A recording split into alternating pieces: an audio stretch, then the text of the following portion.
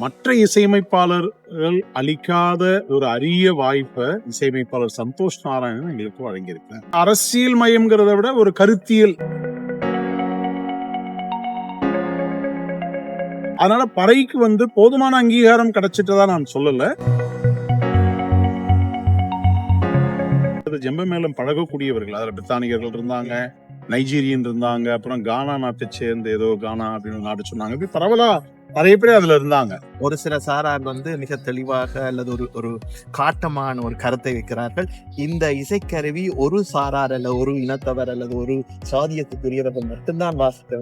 சாதி முதல்ல வந்ததா, மொழி முதல்ல வந்ததா, அல்லது பறை இசையை கேட்காத காது இருக்க முடியாது. அப்படி இருந்தா அந்த காதுக்கு அந்த செவித்திறன் இல்லைன்னு அர்த்தம். மணிமாறனுடைய பறை அங்க வைக்கப்பட்டதுங்கிற பெருமிகரமாக எனக்கு தேவையில்லை. பறை அந்த இதுல இருக்கணும், நம்முடைய தமிழிசை கருவி, நம்முடைய வாழ்வியல் கருவி அங்க இருக்கணுங்கிற அந்த அளவுல தான் நான் முயற்சி பண்ணணும்.